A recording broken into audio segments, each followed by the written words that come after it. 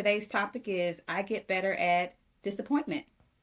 Yeah, we're going to talk about disappointment. So, we've talked about a lot of emotional struggles thus far. So, I don't think we've covered Yes. this topic yet, but I think it's going to be important to address because it is so prevalent and it's something that a lot Yeah. of people go through. So, Yeah.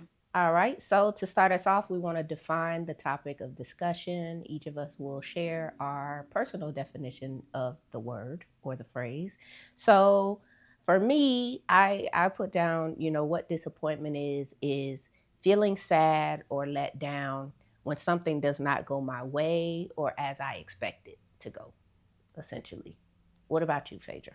What does it mean to be disappointed? Um, I put down it really I feel like it encompasses like it's like a feeling that comes from being let down. Hmm. So I think the root of it is sadness.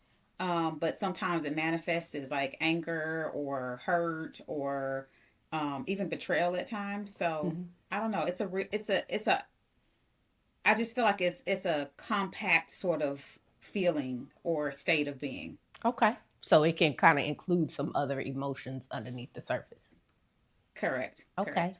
Well, of course, we want to give you the Webster or the dictionary definition of the word as well. So, what the dictionary says is disappointment is sad or displeased because someone or something has failed to fulfill one's hopes or expectations. So, someone or something. Yeah. So, yeah, it kind of does tend to have this underlying like expression of sadness at the Yeah. fact that something didn't go your way. So, why is this Yeah. important? Why do you think we need to recognize how to improve our relationship with disappointment? Man, I think it's very important, just like most emotions. I think it's important to be able to like recognize what it is so that we can articulate it and get our need met if that's possible at all. But disappointment is one of those things where I think a lot of times because it can manifest as hurt, or I'm sorry, because it can manifest as anger. Mm-hmm. I think it's especially important to be able to really identify and articulate like what is really going on, because most of the time when we just let it be anger, we don't normally get our need met. It doesn't. We come out as very defensive, and it's hard to be heard and get our need met when it looks like anger. Yeah, for sure. Yeah, when you don't even have an awareness of it being an emotion that you're experiencing, it could come across as something else. So, just being Yeah. able to recognize what it is you're feeling and call it disappointment as opposed to Correct. anger or frustration Correct. or hurt or whatever other emotion that you think it is the start of getting better at how you experience it. Why I think it's Right. important is because so many people go out of their way, like they go to great lengths to Mm-hmm. avoid experiencing disappointment. And Yes. it's really an impossible task because if you do anything in life, you're going to experience disappointment at some point. Something is going to disappoint you. And I also find that some people go out of their way to avoid disappointing other people to Yeah. great lengths, which leads Yeah. to a lot of people pleasing behaviors or like just inauthenticity and like you're just trying not to have somebody else experience a very normal, natural emotion that comes with life. Yes. So that can create stress too. Like it can be really Mm-hmm. stressful to make it your mission to avoid either experiencing disappointment or disappointing other people. Yeah. Yeah. No, I totally agree with that.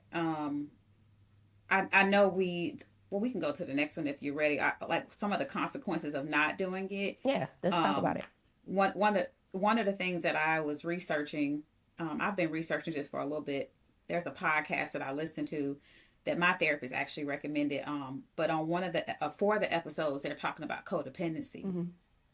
and one of the ways that codependency can show up is in people pleasing. Mm-hmm. But again, it's avoidance. It can be an avoidance of disappointing people. Mm-hmm. So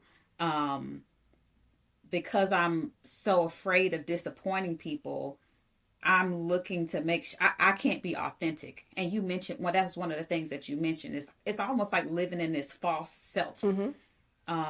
So I can't be who I am. I can't say how I really feel. Maybe I can't even identify how I really feel. Essentially, like I'm lying to myself and other people, Right. right? Because I'm trying to avoid this feeling or this the consequences that may come from this feeling. Right, because you want to live up to the expectation that somebody else has of you, Yeah, or you just for want to see sure. people happy. Like it comes down to where like sometimes I have to have a conversation with clients about disappointment and like say, is disappointment allowed? Like, are you allowed to experience it, and are others allowed to experience it? Because going out of your way to avoid it is essentially saying like this is not an allowable experience, and That's good. also like over exaggerating like what happens after you get disappointed. Like, okay, you're disappointed, Mm-hmm. and then what? Like, that's not the Yeah, worst thing in the world. It's not the end of the world. yeah, It's not so devastating that you can't overcome it. But so many people treat it like that. Like, this is just yeah, not allowed to happen in my life or yeah, the lives of others. And so, yeah, it can just set you on this pattern of behavior to where you don't even know who you are anymore. Like all you're doing is showing yeah, up in a way that you think other people expect you to, because yeah, you just don't want to let them down, or you just don't want them to be disappointed in you. yeah. I feel like we need to go back for a moment and like this is that preacher me coming out. We need to sit with that. Okay. Is it allowed? Yes. Like that's good, Yeah. right? Like have you asked yourself like is this am I allowed to be disappointed? Are they allowed to be Hmm. disappointed? Because we might say yes, but our behaviors are saying no, Right. Yep. Exactly. right? Cuz we're doing everything we can do to prevent disappointment Hmm. at any cost. In fact, sometimes it can turn you into an enabler Yeah, yeah. because Well, to that you're point of the codependency yeah piece, right, where you're enabling behavior. correct Yeah.